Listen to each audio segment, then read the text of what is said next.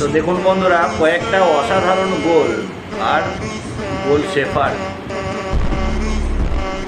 আর আমার ভিডিও যদি আপনাদের ভালো লেগে থাকে তাহলে দয়া করে একটি লাইক আর একটি কমেন্ট করে যাবেন, আর চ্যানেলটা অবশ্যই সাবস্ক্রাইব করে রাখবেন।